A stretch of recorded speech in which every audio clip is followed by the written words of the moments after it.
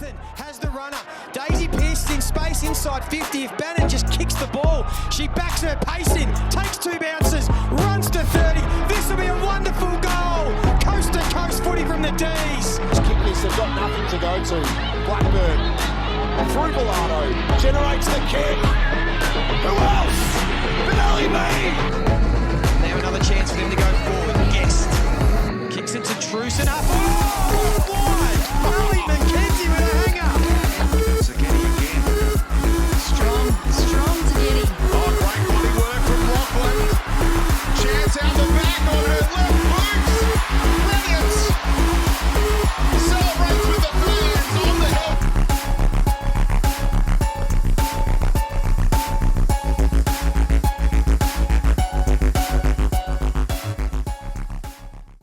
And welcome back, footy fans, to another episode of Donnie's Disposals. I am your host, Coach Donnie Hess, here back with another AFLW round review, round 7 in your ears. And joining me today as my co-host, a very, very welcome face and a very, very good friend of the podcast, Mr. Gil Griffin. Gil, great to see you, sir.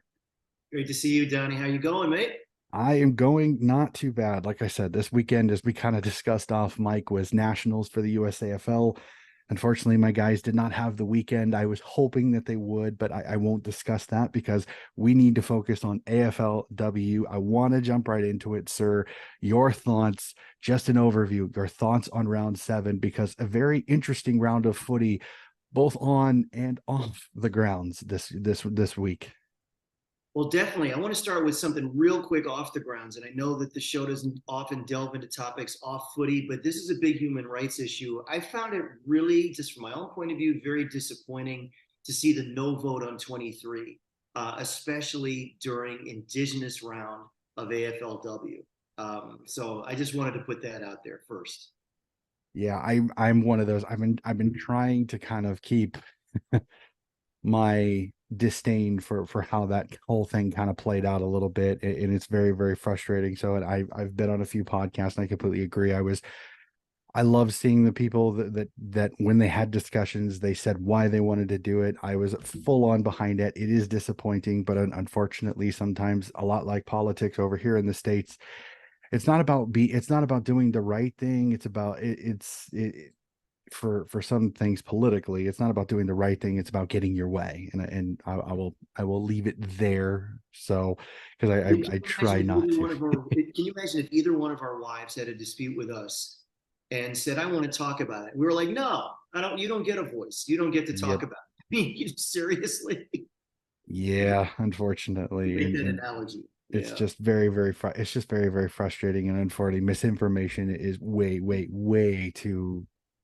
too prominent, unfortunately, in many of these discussions. So I don't know about you, sir, but I look at it, and this was an interesting round. It had some surprises. It had some absolute whoopings, and it had some absolute classics. So let's jump right into it. Let's jump into the nuts and bolts. First game of the round, Friday night footy, and this was carnage personified. Because not only because of the injury, but these two teams absolutely just beat the living snot out of each other. The Adelaide Crows beat the Western Bulldogs 59-17 again. Eb Marinoff and Hatchard and the Adelaide Crows again continuing to just play such great footy. But again, I hated the miring of two ACLs in this game, one from each team, with Kelly Coyne eventually going down with an ACL after being pulled at halftime when they thought they could get her to play. And then unfortunately the sickening sights of Abby Ballard's one, where I felt horrible for Sarah Hartwig because she was, half an inch away from her knee, and you could tell she hurt it because she was shook up after that whole thing happened. Well, the Dogs have not been able to take a trick all year. I don't think I've ever seen a team that in one hand had a couple of players who were ruled out for the year. Then they get 4 players with gastro, and then they lose 3 players by halftime. Mm-hmm. You talk about seeing some things in footy you've never seen before. I have never seen something like that happen before. And I remember, one of those injuries coming on the back of a really exciting moment with Eloise Jones taking a specky. and someone one of their players going down. I think it was Dom Carruthers in that instance. But yeah, I mean, it's awful for the Bulldogs that they have still not won a match, although that may change this upcoming weekend. But with Abby Ballard, I mean, she was doing a hell of a job minding Ellie Blackburn. She kept her to no touches in the first term and only 3 or 4 at halftime. So for the Crows, that's a pretty big loss when you have a run with player like that can perform a lockdown role.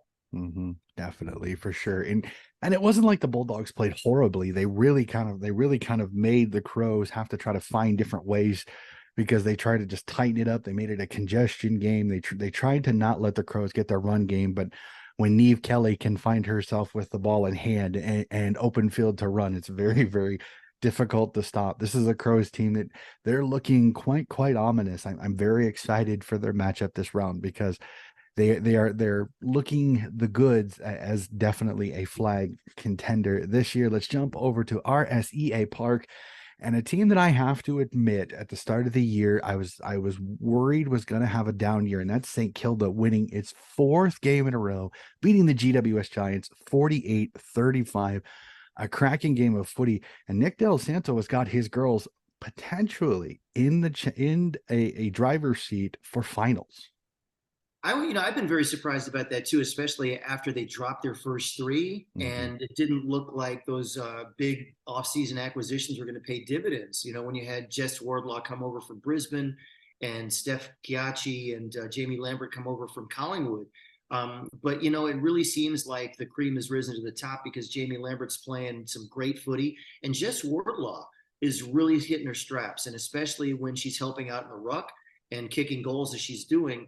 That really helps. And you already have Nat Exon down there, who also does well. And so the Saints are finally getting themselves together. So you're right. That's going to be a really big match this weekend to see if they can pull it off and push for finals, because yeah, you're right. They were very disappointing last year. They go out and they make their acquisitions that they did.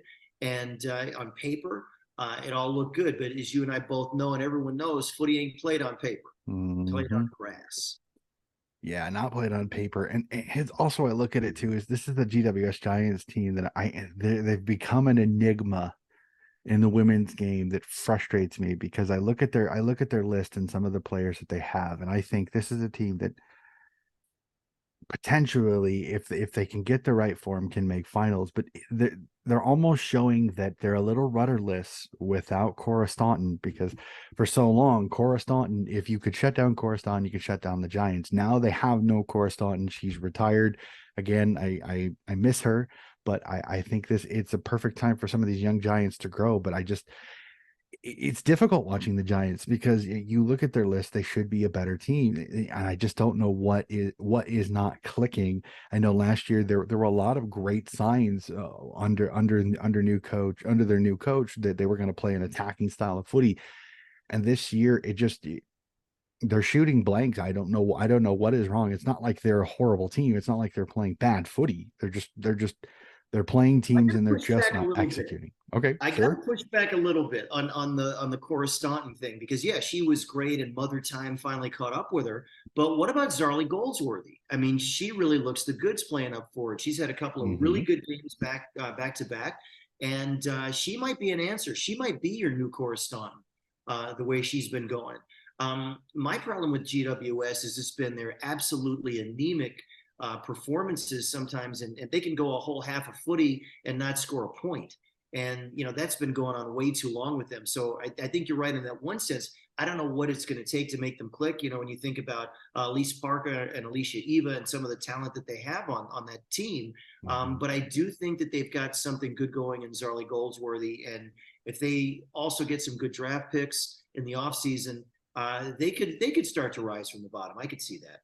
Yeah, definitely. And I got to go back to it. I almost forgot. Did you see the goal that Jess Doyle kicked from the pocket? I'm almost more impressed with her reaction to the goal than the goal itself, because I remember they showed the camera angle and the ball goes through and she gets this look like I was absolutely cracking up.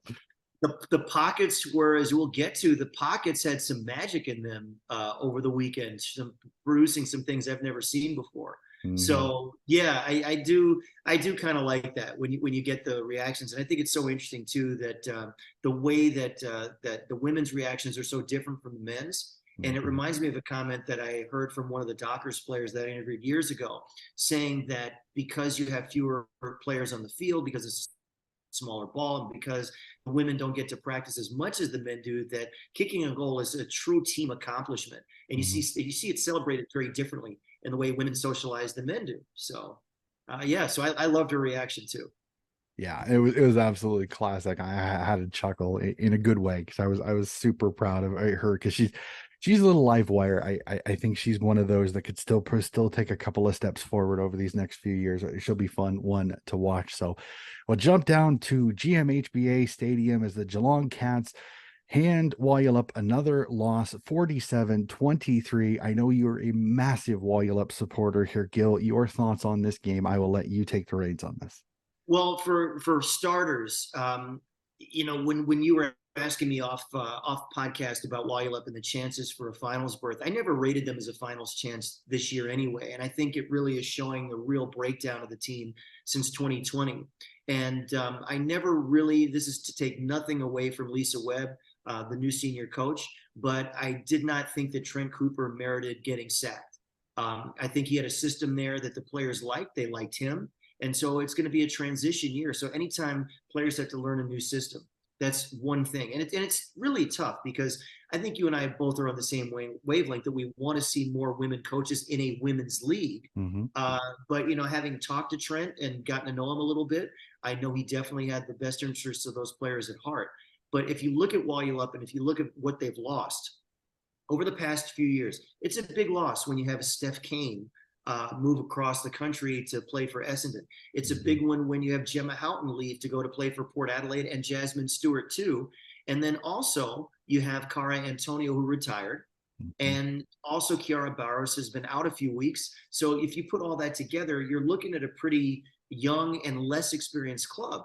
Ebony Antonio has had to shoulder a lot of the burden herself, as has Haley Miller in the middle. So there's still some talent, and I've been really impressed with Anya Tai and her development. She could have an All-Australian year. It's possible. Granted, there are a lot of other players that have kicked a lot more goals than she has, but Anya Tai is one of those players that can do a little bit of everything. But it didn't surprise me to see them fall to Geelong. Thing that really hurt Wyalup was having a scoreless first term. You're not going to win any games of footy like that. And Geelong needed to find its mojo again, and I think they definitely have. But I knew that there was no way, when you look at that midfield and you look at the outs for Fremantle, that they were going to be able to run with a Georgie Prespakis and an Amy McDonald and, Anina Morrison. And that just wasn't going to happen. So the result did not surprise me. Geelong earned every bit of it. And Geelong have to really get back into the race now for finals. I think they're good enough, but they have certainly stumbled this year, and they haven't played that well against quality opposition. Yeah, the ladder still has them there. The biggest thing though is there's that log jam between from 6th all the way to like 13th. There's only like a game or two games total. So it is going to be one of those where with 3 games left, you're almost going to have to win at least 2 out of the 3 to almost give yourself a chance. And you may need to win 3 just to be in it. So it'll be fascinating to see. It is one of those where I agree with you. Wyalup has taken a lot of hits, and this is a Cats team that, especially down at GMHBA Stadium, it's one of those. It fits their team perfectly. That you add, like I said, Jackie Perry and Chloe Shear have been absolutely fantastic additions because Geelong had always been the great defensive team. Had always been really good defensively. It was they couldn't score. Now they're scoring. It makes them that much more dangerous team. Are they still young? Absolutely. Are they still inconsistent a little bit? Are the Cats? Absolutely. But this is a Cats team on their day can be very, very dangerous. Wyalup didn't play badly. They just played a very, very good Cats team on this day. And I completely agree with you. The scoreboard really flattered it Wyalup. Really does. If you look at the forward line that Geelong had, I mean, Aisling Maloney, I mean, she was taking marks up forward like it was going out of style, and she had 4 shots on goal, missed them all. If she'd converted them all, we're talking about a real massive blowout. So that was really exciting. And then the one thing I did write in my column for Footyology was on Georgie Prespakis, because one of these days a poet is going to write poetry about Georgie Prespakis and your clearance work from center bounces, because I don't know if you saw this one passage, but it was in the third term where she won the clearance from the center bounce. She handballs to a teammate. Teammate handballs back to her, and she's weaving through traffic, selling candy, flying past opponents, and then hits Chloe Shear lace out in the goal square. I mean, you just don't see that among a lot of players. And Georgie really is just, you talk about silky skills. I mean, she really has those personified. That just made my eyes pop out of my head when I saw that. It was brilliant. Yeah, it just shows how good she really is. And it's midfielders like that that are going to start becoming more and more prevalent in the women's game. And as that happens, you're going to see the skill go up and up and up. Like I said, she's an absolute superstar. I love Georgie.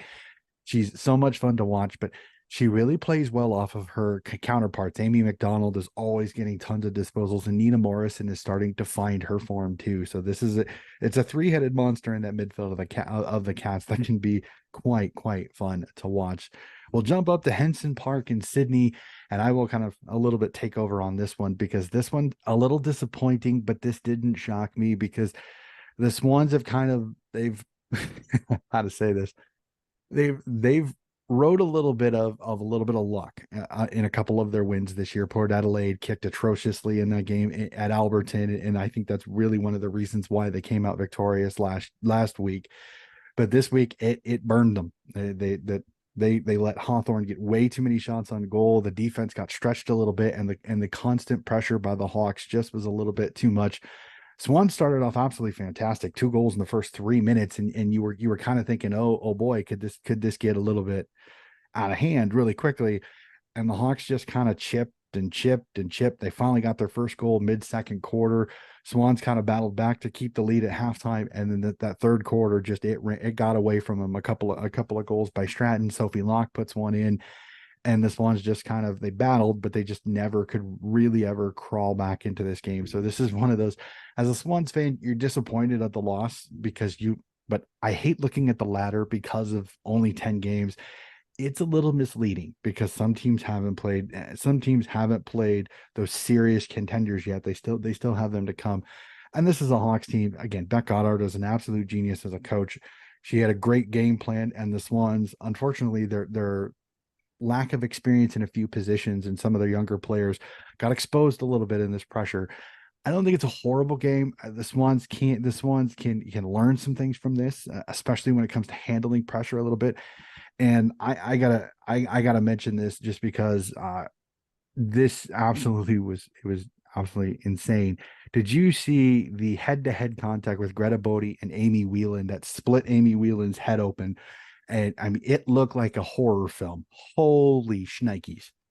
Yeah, it really did. That was tough to watch. That was definitely tough to watch there. And with Sydney, I tipped Sydney to win that match. I really did. I did too. Yeah, and so they, as you said, they kicked the first 2 goals of the match, but then they were wasteful through the rest of the time, and Hawthorn just kept on coming. And Caitlin Ashmore, the former Roo, had just a tremendous match. She had a blinder, and she got all 10 coaches' votes for her efforts. But yeah, I think you're right about the experience.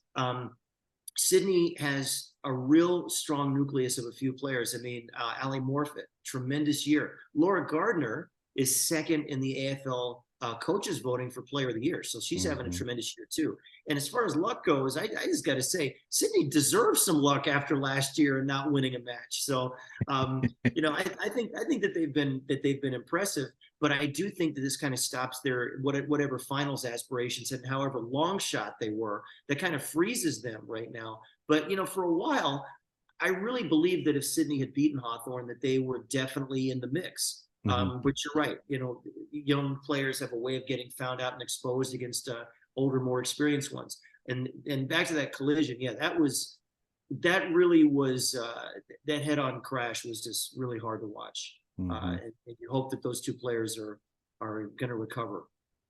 Yeah, I have a good friend, Brianna Tarrant, who's on the Swans, and I reached out and I asked, I said, "How's Amy doing?" She goes, "She's good." They said she's being taken care of. She goes, "The only thing I think the whole team worries about is that she's such a little tough nut that she's going to go into a contest and she may accidentally open herself up. We'll have to see how it goes. But everything that I hear, she's good.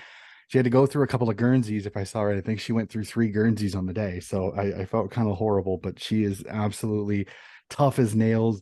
I respect it. I'm glad that there were no issues when it came to concussions, that it was only the facial injury, the facial parts, which the lacerations. I'll take that over a head injury all day long. It's as gory as it was. I'm just glad both players were okay on this one. But I don't know. I was with you on that. I was with you on that. I heard some Swans fans talking about making finals, and I was trying to, as nicely as I could, talk them off that particular ledge, because I'm like, I don't know if they're ready, and it's no disrespect to the Swans, but I almost kind of think that missing the finals may actually be better, because it pushes the growth of a young side. That, I mean, you got to look at it. Some of their best players are some of their youngest players.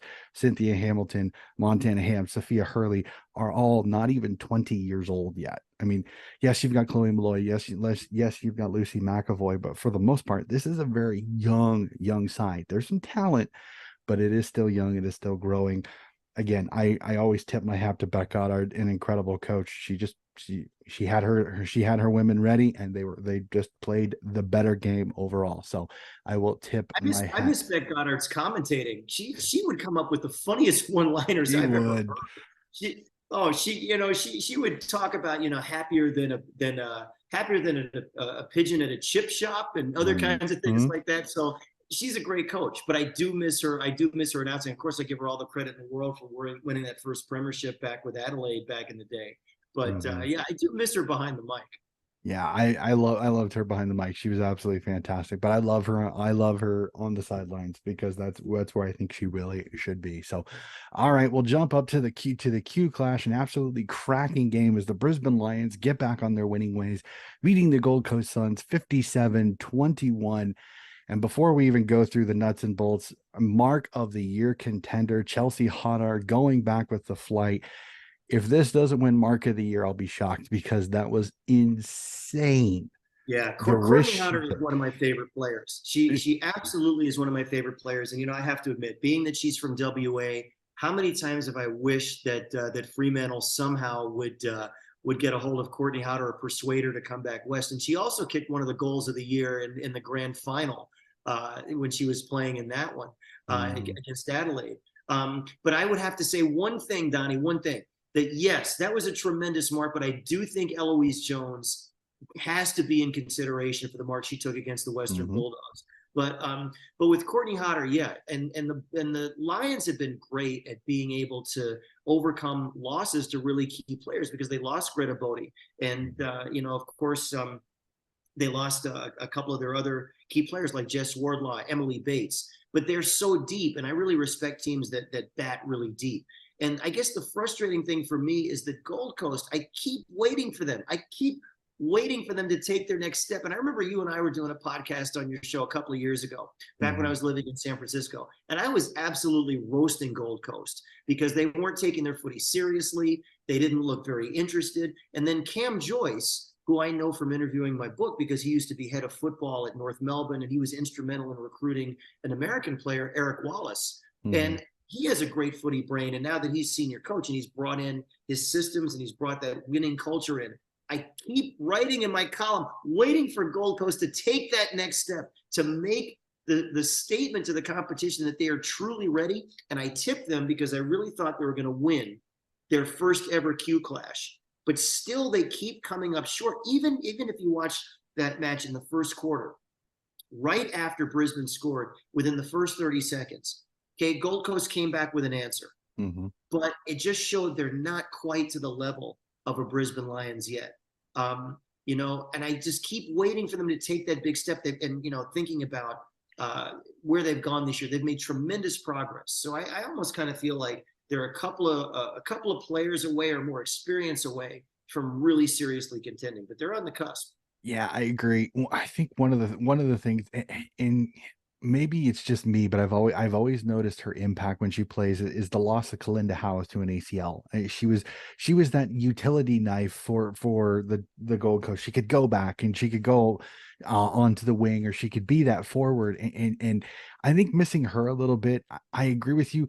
They've got the right mix in the midfield with Allie Drennan, Charlie Rowbottom, and Claudia Whitford's explosion this year has been fantastic to watch. Jamie Stanton coming back from her ACL has been absolutely magnificent going forward. Tara Bohanna on her day can be absolutely deadly. It's just they're just not finding that right mix in games that they really need to win. And I think their game against Carleton earlier this year kind of showed it. They had a chance to win that game 2 or 3 times and just couldn't pull the trigger at the right time to get the winning goal. So I agree with you. I think it's experience, but I think it's experience and one more veteran player come in, and I think Gold Coast will find it. I think they're going to fall just a little bit short of finals this year.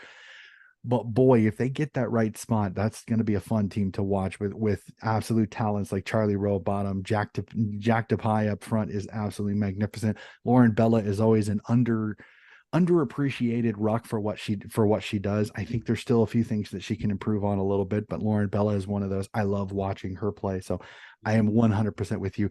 And Brisbane is just an absolute factory. And I'm going to throw this out just a littlest bit. I'm going to kind of go into my state league brain just a littlest bit. And I want to throw a massive shout out to Caitlin Wendland of the Brisbane Lions, who played with the Central Districts Bulldogs this year in their premiership. She made her debut in this game, and I was watching this, and she had a chance for a goal and hit it off the post. I felt horrible. And I have a few very good friends or huge doggy supporters in South Australia that were keeping an eye on her. So I'm wishing her all the best. It's great to see her getting her chance to play with the Brisbane Lions. What an incredible club to join on that one. So no doubt. Now, by the way, I do think Gold Coast are still going to make the finals. I still think they can get in there. And there's one other player that I think that is really helping their success. But unfortunately, she found a little too much of the ball in the Q clash, and that's Vivian Side.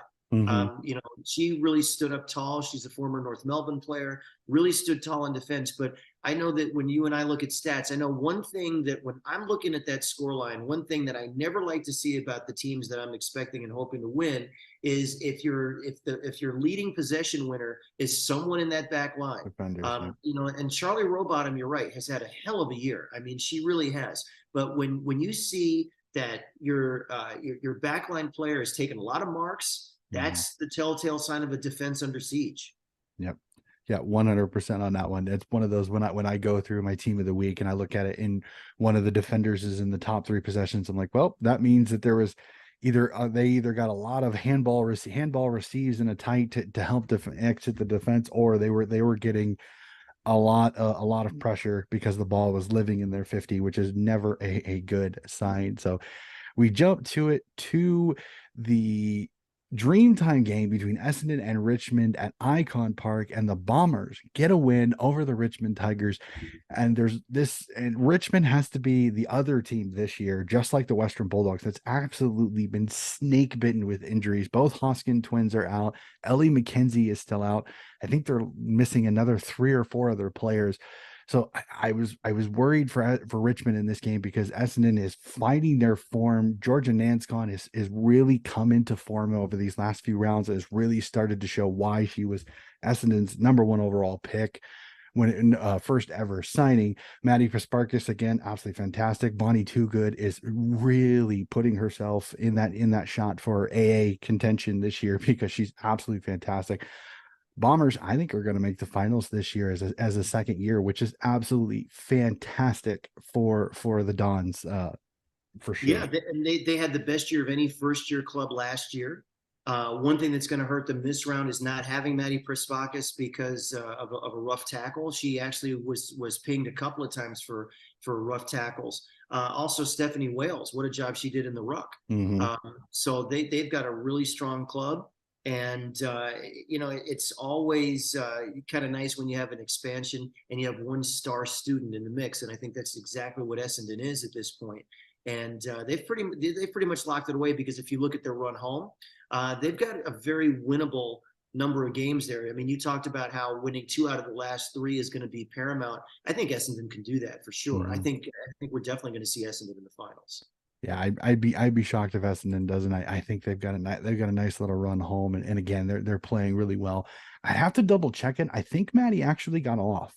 I'd have to double check that for sure. I think she might have had her ban lifted. The Okay, other, I don't know about that. I thought she had. I thought she copped the 1 week. yeah, But it's I funny though think because I, it sure would be in the best interest of the league if she got off, right? I think she got a week, but I think she appealed and I think she got off. At least the last that I had seen, because I know there was a little there because the other one that was a little bit of controversy was the Najwa Allen bump on Christy Right. McLeod, which got her a automatic sent to the tribunal and a 3-game ban. And that one, as far as I've seen and everything, all the vision that I've seen, I'm a little iffy on that one because I think the first contact was shoulder personally, but that again, that's me personal. How from the AFLW Twitter Instagram account, Maddie Pasparkis is free to play in round 8 after her 1-game ban was overturned at the tribunal. Okay. Okay. You know, if it So wasn't for the time difference, you know, not like we have jobs over here and go and do them and while Australia is sleeping or actually no, their tribunal is deciding while we sleep and then we yeah, go to the next day. Wow. yeah. Okay. Well, yeah, that's obviously a great thing for Maddie and for the Bombers then if she's free to play. Yeah, So yeah, she had two. The one that they were really risking was a tackle on Hosking, but they in the vision that I am seeing, they probably got away with the fact her arms weren't pinned. Is the fact that it looks worse because Hosking is coming forward and the tackle kind of pushes Maddie onto her back, so it looks like she kind of almost WWE DDTs her a little bit in a really awkward situation.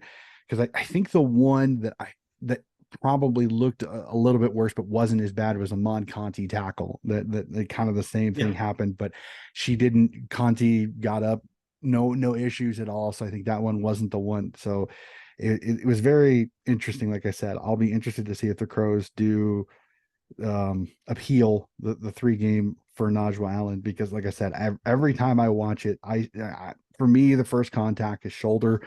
The whiplash is the reason she cops the head, and with McLeod's, unfortunately with McLeod's concussion history, I think that's also a little bit played into it a little bit too, which I don't think you can really do that. But again, I don't know. We'll have to see if Adelaide decides to appeal that. I mean, it would just mean one of the Crows' good defenders that has played really, really well in the back line will be out until finals, which would be kind of a little bit of a blow, especially with a difficult game this week against Brisbane. Mm-hmm.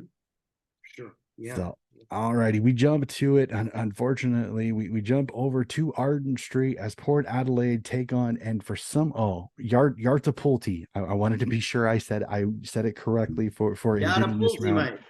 Yep, exactly. As North Melbourne get a 63-point win over Yartapulti, 87-24. Again, the Roos, absolutely fantastic.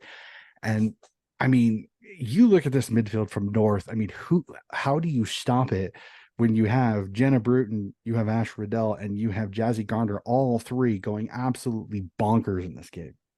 Well, here's the thing that I think is even more impressive. Okay. Yes, they have maybe the best midfield in the competition, them and Adelaide. But Donnie, have you ever seen a match? Because I know I have not in 25 years of watching footy. Okay. 3 goal of the year contenders, 3 off the boots of 3 different players from the same pocket from almost the same exact spot in different times of those matches. Ash Riddell, Talia Randall, okay, and Jazzy Garner. yeah, and then O'Loughlin. I mean, that was ridiculous. That was just I have never in my footy watching life ever seen anything like that. I mean, you know, how do you explain that? I mean, I don't know if there's a Bermuda Triangle on Arden Street or some magic pocket where unbelievable things happen. And each one of those players had just the look that you described on their faces after they kicked the goal, from Alice O'Loughlin to Talia Randall to Ash Riddell. They are really a superpower. And I'm thinking that finally, will this be North Melbourne's year? Because every year they seem to have 1 or 2 things stop them from going all the way. I really would not be surprised if we end up seeing a North Melbourne Adelaide grand final. It would not surprise me because that team is so deep from top to bottom. And it looks like they finally have it all together.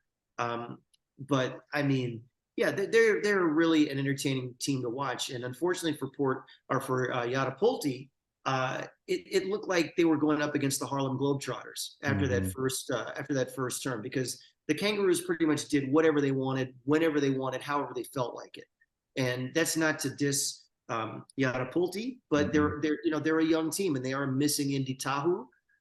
They've got a really good twin towers in Gemma Houghton and Ash Saint, but as a very wise person once said, and Uncle Craig Somerville out in Perth, the unofficial mayor, if he's watching, he told me some wisdom. Forwards are great, but if you don't have someone to deliver them the ball, well, that's a lot. You're not going to score a lot of points that way. And speaking of scoring, look at the Kangaroos and about how they have held by far the competition to the lead. They've conceded the least amount of points in the comp. And that is nothing to sneeze at. And, that makes them really, really dangerous and tough. Yeah, it'll be fun again. That great defense will get tested this week, and we'll discuss that one a little bit later, because I think there's a team that you left out of your grand final possibilities. I think has only two can play. I got to leave somebody out. I know, but honestly, this is going to be one of those seasons. This is going to be one of those years where second and third, you don't want to be second or third, because you're going to have a much tougher matchup than if you're first. So it'll be fascinating to see how it goes. So we'll get there just a little bit. All right. The old matchup, Collingwood v Carlton at Icon Park, as the Pies get a nice little win over Carlton, 27-10, a 17-point win. And the Pies finally starting to get a little bit healthier. Lauren Butler is finally back. Still no Ruby Schleicher, but I'm hoping Ruby is back very, very soon. This is a Pies team that are sneaky good. If they get into finals, could be a sneaky chance to maybe be some upsets when you've got Bree Davy in your midfield. You've already got a little bit of a step up over most teams. Another win. It's almost weird. I'll say this. It's almost weird seeing Carlton Collingwood in round 7. I'm so used to it always being the first game of the season that I was like, I kind of went, wait, didn't they play no, they didn't, because Collingwood played Melbourne in game 1. So your thoughts on this one? The old rivalry. This was a physical matchup. Collingwood just a little bit too good.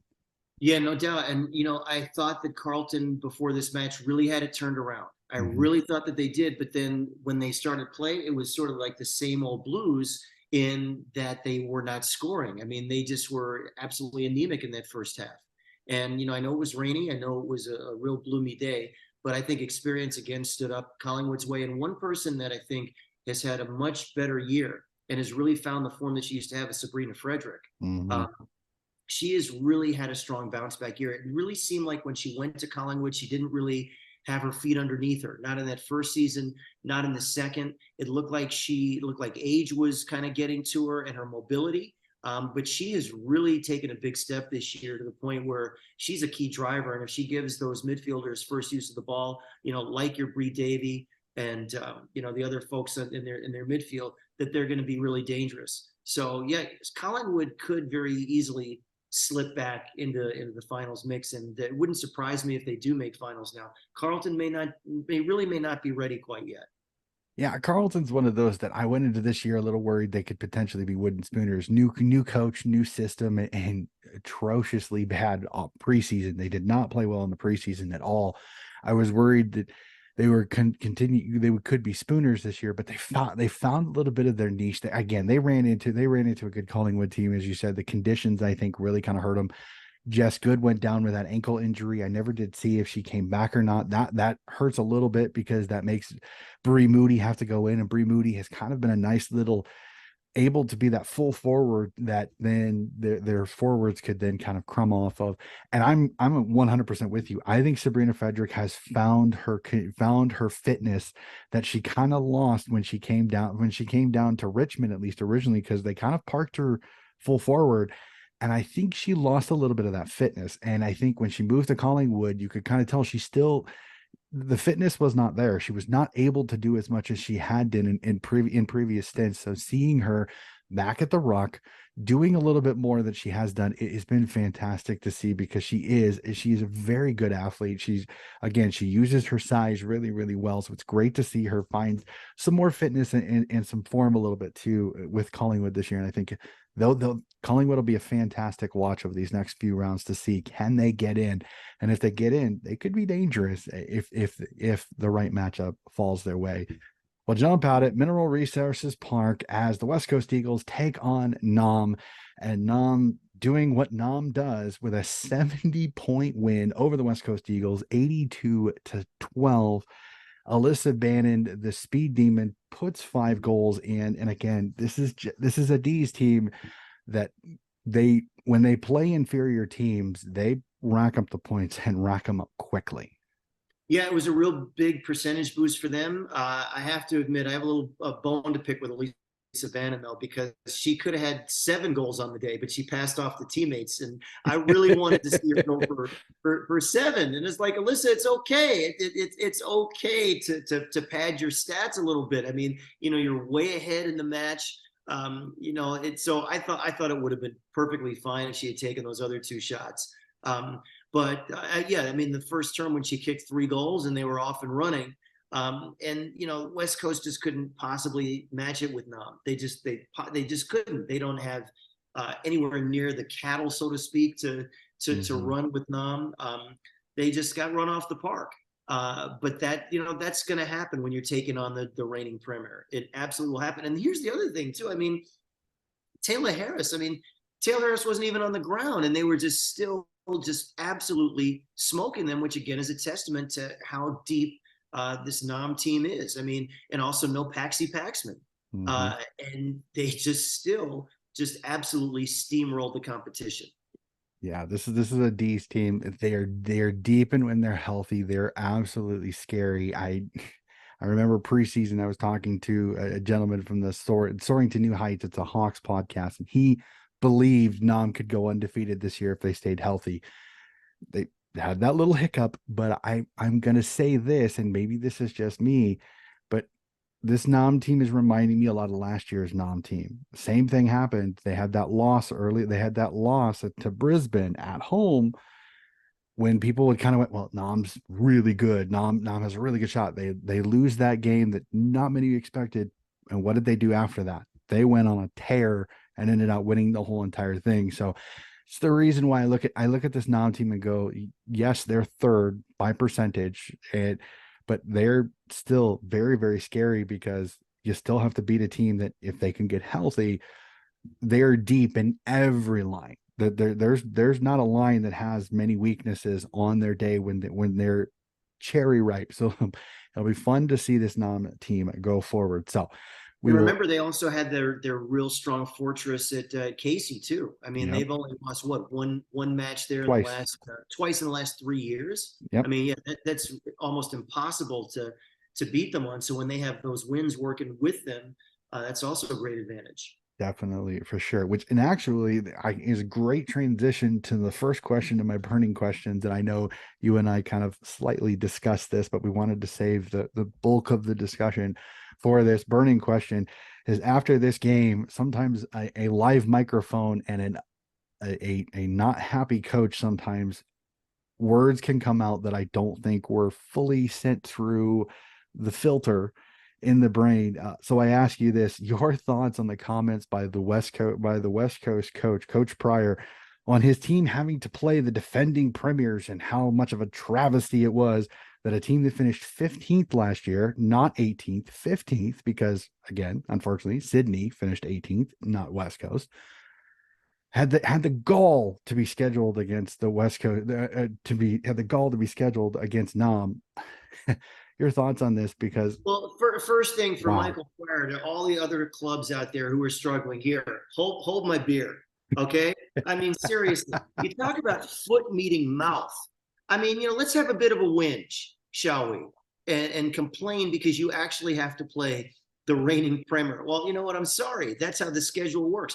Now, if I were Michael Pryor, what I would be complaining more about is this: why has the league made my team make 3 cross-country trips in 6 weeks? Mm-hmm. If you're going to complain about anything, That's what's to complain about. But you have a home match here against Nam, and I'm sorry. If you're trying to build a brand, if you're trying to build the league, and you're trying to bring the best talent all around Australia, you want to take on the best. Whatever, that certainly was not a Ross Lyon moment. Come on, Ross Lyon, we're an anytime, anywhere club. And if I'm right, Michael Pryor used to work for Ross Lyon at Fremantle. So did he learn nothing from that? I mean, come on. Look, and what does it say to your women? What does it say to your team saying, oh, they shouldn't have scheduled Nam against us? What is, to somebody like a Dana Hooker and Emma Swanson, your veterans on that team, are you really telling them we shouldn't be playing the best competition out there? That has got to be, you talk about a vote of no confidence. If you were a player on that team, how do you even believe in a coach that says we shouldn't get tested against the best? I mean, you talk about the wrong thing to say at the wrong time. I mean, you know what? Tip your hat, dude. Say, look, you know what? They were the better team. That's why they're in my standard line. They're not the reigning premiers by accident, right? So, we got our butts handed to us on our home ground. They were the better team today. And, just go with the cliches. We'll take this as a learning lesson. What is it? We're just trying to find our way in the competition and earn everyone's respect. Take it and move on. But seriously, if you're going to whinge like that, what are you doing coaching in this league if you're going to have a whinge like that? Please get out of here. Yeah, that was hard to read those words, because I agree. I've listened to a few podcasts on this because I wanted to kind of gauge. And he's walked it back, which, I mean, again, I think that the media department was very good at going, oh, hey, of course. dude, Did you get that in your inbox too? Because I got it in my inbox about 12 hours after he said it. I'm just like, I'm going to time it. How long does it take the media department to make this guy walk it back and issue a nice sanitary response? And what meant to say, or have the standard in there, I realized what I said and I'm taking it back, or whatever it was. Yeah, right? the press. I saw the press release. Unfortunately, I'm not that connected when it comes to media that I'm not getting stuff in my email box. I mean, that would be great, fantastic for me to. I saw the press release, and again, it's great, but it's so damn sanitized, and I'm just like, here's my thought process, and I'm 100% with you. But here's another thing that I've heard a few people say. And all this does is feed the trolls online and feeds the negative energy around this competition as being inferior. And I think that's the part that's the most frustrating for me, because you and I have discussed this all the time. I'm a huge proponent of this league because I think this league is the growth area that the AFL needs. They need this. They're not really treating it as something that needs to be nurtured and something that needs to be done, especially we won't get into more discussions like the CBA that I feel is absolutely really been weaponized against the players in a way that I'm not real happy with. But this is one of those that it just feeds the trolls that this is an inferior league, and this feeds to me, this feeds the narrative that this is a two-tiered competition. There's the top tier, which has your Adelaides, your Norris, your Noms, your Brisbanes, maybe your Collingwoods, and then everybody else is in another tier. And it really is frustrating because this league is still growing. It's only 8 seasons in. I can't say years because they played 8 seasons in 7 years. There's so much growth that still needs to come. The pathways for women are just growing and growing and growing. We're going to start seeing more and more elite caliber players coming into this competition. So there has to be some patience amongst not only coaches and fans and players. This is going to come, but it's going to take some time. There are going to be some growing pains, but the utter brain, I mean, this is literally a word vomit out of this coach that does nothing but harm the league as a whole. And and I agree with you, if I'm a player in the West Coast Eagles locker room, do I want to continue to play for a guy that does not believe in me, that literally, because we play in the best team last year, the defending premiers, why would I want to play for him? Why would I want to give my best effort for a guy that does not believe in me, that he's going to go? Even as an assistant high school baseball coach, when we've played teams that have been much better than we are, we didn't complain because we had strong opposition. We took opportunities to learn from that. And I think with Michael Pryor and his comments, you're right. It's almost like he's making the argument for a first division and a second division and the idea of relegation. Mm-hmm. That's not what the AFLW needs. And Mm-mm. and you're right that the sexism is still there, not on his part, but just in terms of a lot of male fans out there who refuse to watch or Mhm. make really asinine comments like one guy did about the latest column I wrote for Footyology when we had a picture of Ann Hatchard, and it was an image that I didn't choose. And I realized this is kind of an ancillary topic, but Mhm. Ann Hatchard is tatted up like many of the players in AFLW are, and this guy actually tweeted that we had a shocking image of Ann Hatchard, and I'm like, okay, well, what image would you have rather seen? And he said, well, mate, women with tats just turns me off. And I'm thinking, Okay, it's and the most idiotic comment I've ever seen. Because what if this were an AFL column and it was a guy all tatted up, he'd have no problem with it. yep. And I'm just thinking, well, wait a second, because part of me wanted to fire back. Oh yeah, you know what? Next thing we'll let women vote. Next thing, what's next? And it's ridiculous. And Mhm. so I have seen this all the time with people making really stupid comments. So I was restraining myself, but I did say, look, you know what? I judge female footballers on their talent on the field, not for their physical appearance. Mhm. And it just was ridiculous that there's still that, and we saw it with Taylor Harris, the objectification, the other kinds of things that still go on, and women are still fighting for a foothold in this. You're right. So, Mhm. and I think one thing that Michael Pryor needs to realize is that he's damn lucky to have his position. There are only 18 jobs like this in the entire world. Mhm. And especially when there is a movement to start having more female coaches, he is lucky to be in the position that he's in.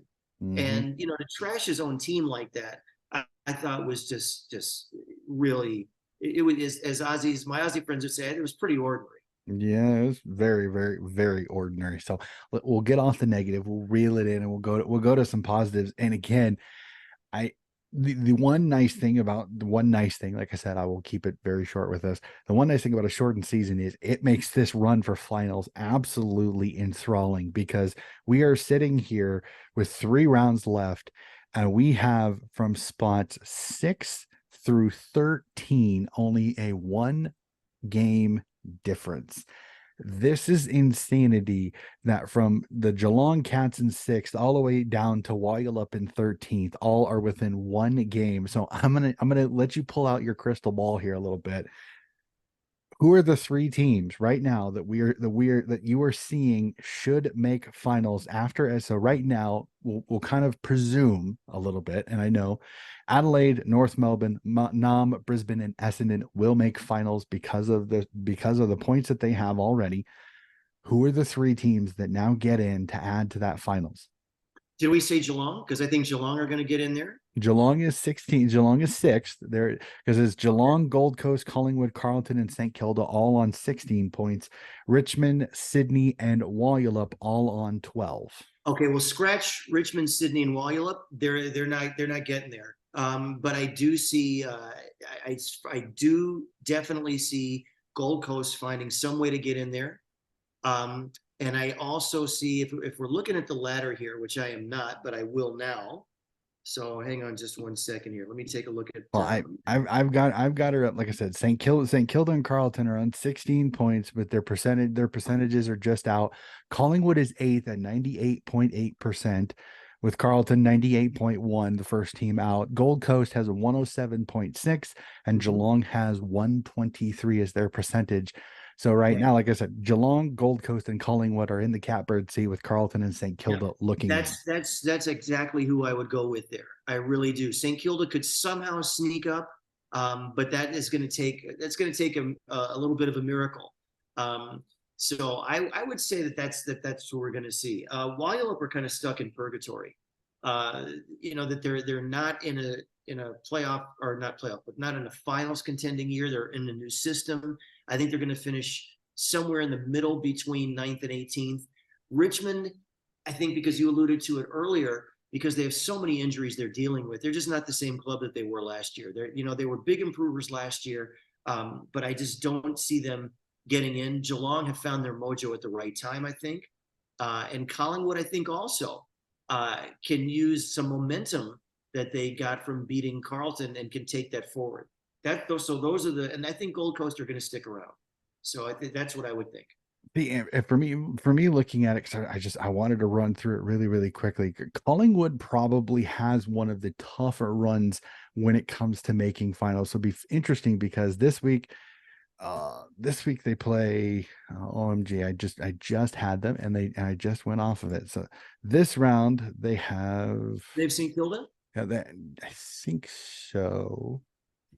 Why is it that I'm as soon as I'm trying to get everything together, that everything goes absolutely all to so because that's round 10. Get to round 8. This is live podcasting for you sometimes. They have Geelong this week, actually. It's Geelong v Carlton, and then Geelong v Collingwood. Collingwood then plays Sydney and ends the year with Richmond. So that Geelong matchup could make things interesting, especially if they somehow drop that, because that would make the last 2 games very, very, very much have to wins.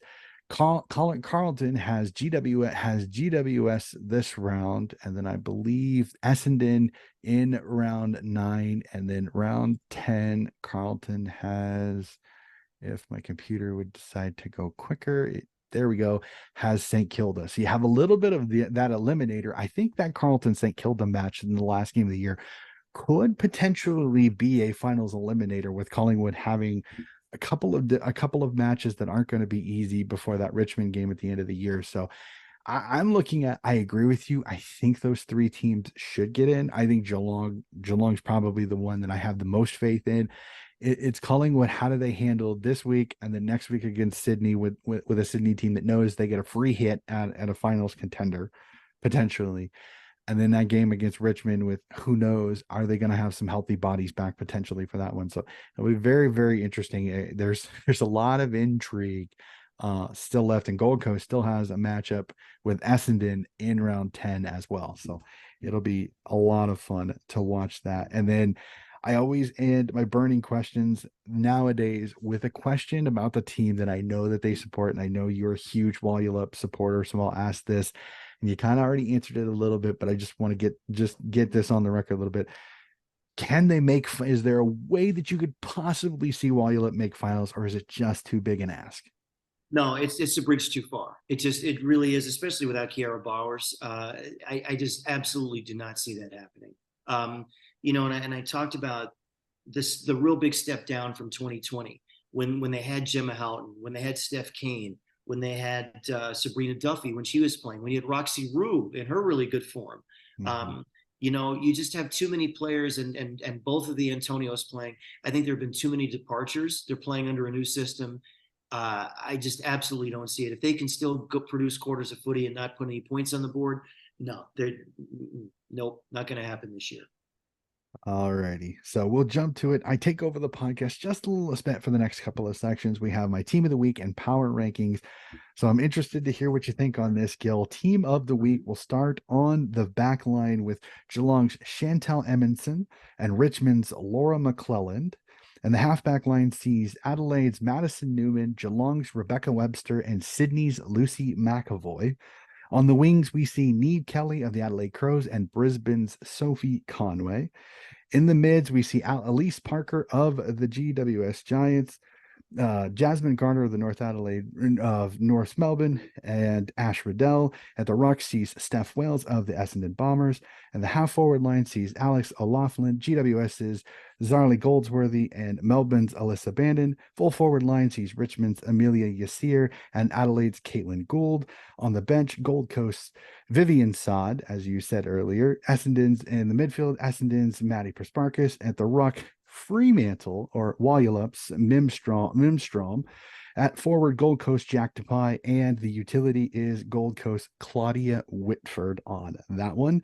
We will jump to the power rankings because I know that you have to go here in just a little bit. We have a little bit of a time constraint, so we'll try to do this quickly. Power rankings: number 5, Melbourne Demons; number 4, Collingwood Magpies; number 3, St. Kilda Saints; number 2, the North Melbourne Roos; and number 1, the Adelaide Crows. An interesting one there. St. Kilda winning 4 in a row. We'll have them up a little bit higher in the rankings. Let's jump to tipping. I think we can kind of do this kind of quick since you are on a little bit of a time constraint. We'll jump to it. First game, Friday Night Footy, Kazali Stadium up in Cairns, Hawthorn v. Richmond. A sneaky game here. Who do you like? Well, first of all, credit to you up there in Cairns, Kazali. Up there, Kazali. All right, so up there, Kazali, up there in Kazali's Kazali Stadium. I think Richmond are going to get back on track, even though the Hawks are bringing with them a lot of momentum. Richmond realized they got to fight like tigers to survive in this one. I'm going to go with the experience, as I often do, and I'm going to go with Richmond in this one. Yeah, I'm going to go the opposite. I'm going to go Hawthorn. I think Hawthorn got a lot of confidence, and Richmond's injury issues, I think, have not gotten any better. I think it'll be fascinating to see how this goes, especially in the ruck situation. And then how do they handle the Mon Contis, the Grace Egan's, and the Katie Brennans? Beck Goddard is sneaky. I think she finds something here and she gets the Hawks going a little bit on the confidence. I'm gonna tip the Hawks.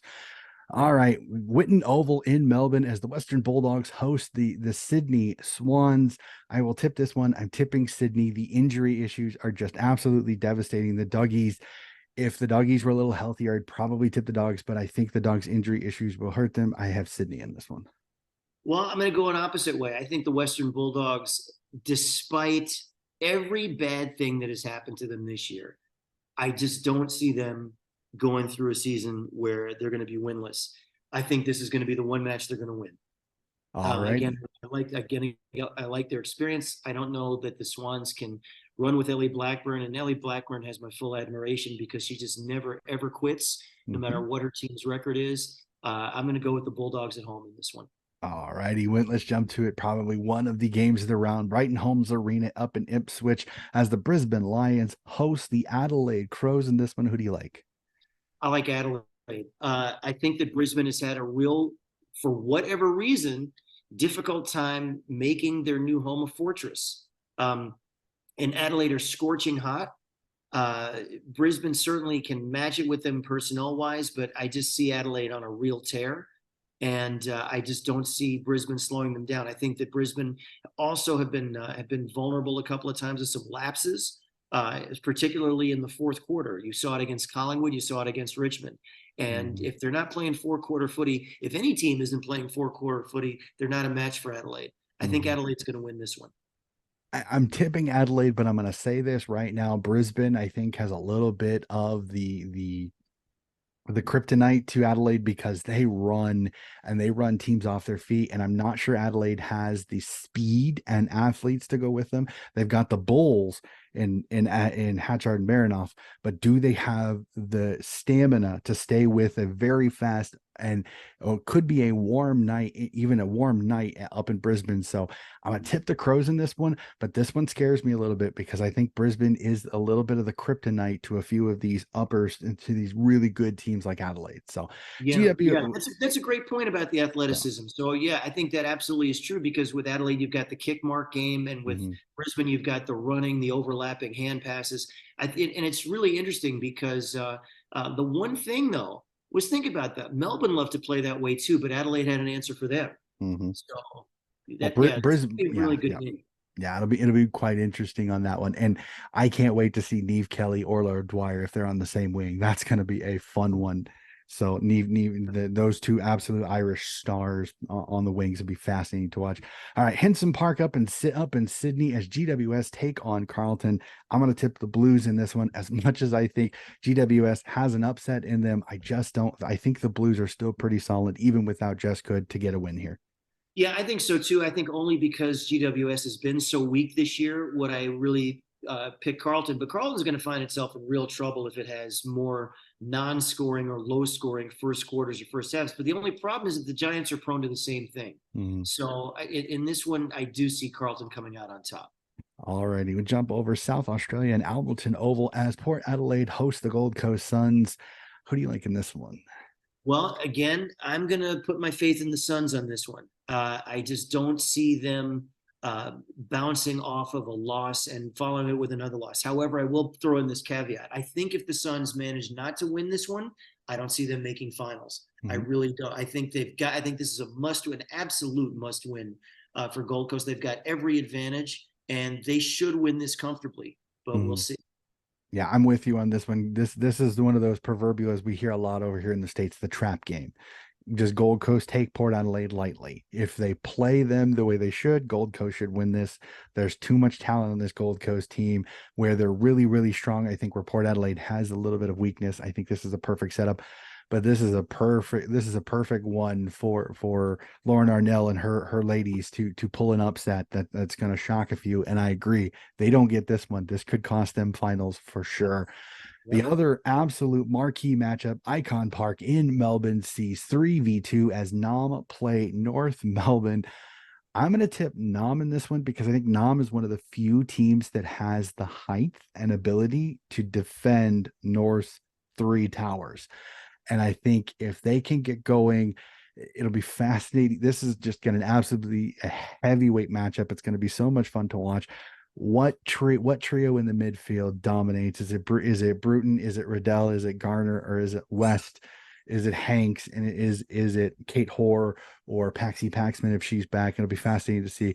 This is the Nam team. I think they've got more weapons that are consistent going forward than North. North sometimes can be prone to some interesting lulls.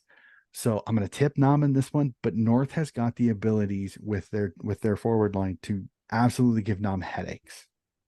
I'm going to go with North in this. Okay. And I'll tell you a couple of reasons why. Number one, they're not playing in Casey Fields. So the swirling winds are not going to be to Nam's benefit on this one. And I think this could be a trap game for Nam. They kind of could have an inflated sense of self after belting West Coast, right? And I think North finally is going to make a statement here. They've been wanting to make a statement that they can run with the other teams in the top 4. They didn't get the job done before against Adelaide. I think North are going to win this one. I really think that they're going to take them by surprise. I think one person that can be a real key factor is Emma King. I've always been a big fan of Emma King and the ruck work that she does. And when she goes down forward, I think that with her and with Talia Randall, they really form a really strong tandem. It's going to be an interesting battle. And the midfield battle is just going to be phenomenal. When you've got an Ash Ritzel and you've got a Jasmine Garner, that's going to help. I don't know how Paxi Paxman, what her form is going to be like if she's available. I hope she will be available because you always like to see the best play against the best. But I am going with North on this one. I think the tide is turning, and this really may be their year. You'll have to see. It's going to be interesting. That is going to be a fun one. All right, we jump back to staying in Melbourne and Victoria Park as Collingwood host Geelong in this one. I just think the 3-headed monster of Geelong is just going to be a little bit too much, but this is going to be another absolute cracking game between the Pies and the Cats. Yeah, I definitely think so too. I think that the Cats, I think, have found their mojo, and I think they're going to use that to beat Collingwood. I think that they've got the stronger midfield, as we talked about earlier, and I think that they really have an advantage over Collingwood. So, and also too, that forward line. When you've got Chloe Shear doing her thing, and they've uncapped somebody else in Aisling Maloney, and if she gets it right, I mean, she was marking everything that came her way, and they certainly can deliver the ball down there. So I'm going to go with Geelong in this one. Yeah, just a few too many weapons for Geelong, which I think is scary to say considering Geelong was such a good defensive team. Now they're actually scoring. So jump out west at Fremantle Oval out in Perth as Walyalup take on St. Kilda. I know you're a huge Walyalup fan. Can they find a way to knock off the Saints and keep them from 5 in a row, or do the Saints extend their longest winning streak to 5? I think the Saints are going to extend the longest winning streak until 5. I really do. Unfortunately for Walyalup, I don't know that they have the defenders to match up on Jess Wardlaw. I also don't know that they've got the strength through the middle to deal with Jamie Lambert, particularly if Kiara Bowers is not playing. And Walyalup have not really made the Fremantle Oval that much of a fortress. And so I definitely think that St. Kilda's got a shot here, a very good shot. So I'm going to go with St. Kilda in that one. Yeah, I'm with you on this one. I think the Saints form again in the depth of their midfield, I think is going to give Wallula some issues, especially with no Kiera Bowers, unfortunately. Last but not least, Windy Hill as Essendon host West Coast Eagles. Coach Pryor, here you go. Here's another potential whooping potentially you're walking into. I think Essendon big, because I worry that you're going to get a huge letdown from some young ladies in blue and gold that are just not going to want to play for a guy that really kind of put his foot in his mouth, as you said. Yeah, absolutely. So Essendon, I see really winning very, very comfortably here. I think that you're right about the coach, about Michael Pryor, and his not really showing that much belief in his team. And I think now that Maddie Prespakis is able to play, I mean, what do they say when you get in trouble and then you get out of trouble and you're able to play? Well, that's going to motivate you a little bit more. And Bonnie Too Good is having a fantastic year, and they are at home. And West Coast have to travel again. That cannot be a pleasant flight over there, knowing what they've been through, and it certainly is not going to be a pleasant flight back. Essendon are trying to solidify their place in the top 8. Everything is on the line. I see this being a massive blowout. Yeah, unfortunately, I completely agree with you on that one. So that is going to do it for us today. Again, Gil, thank you so much for joining me. It's always a fantastic chat when we chat footy. Always great. Keep up the great work with all of that you do, and take care, my friend. Hey, my pleasure, mate. Catch you next time. Cannot wait. And that's going to do it for another episode of Donnie's Disposals. We'll be back again with more AFLW coverage. And again, my off-season supporter series coming up very, very soon. We will see you again very, very soon. Mithen has the runner. Daisy Pearce in space inside 50. If Bannon just kicks the ball, she backs her pace in, takes 2 bounces, runs to 30. This will be a wonderful goal. Coast to coast footy from the D's. Kickers have got nothing to go to. Blackburn through Bilardo, generates the kick. Who else? Benelli They have another chance for them to go forward. Guest kicks it to Truson up. Oh, wide. Ali McKenzie with a hanger. Zageni again. Strong Zageni. Oh, great body work from Lachlan. Chance out the back on her left.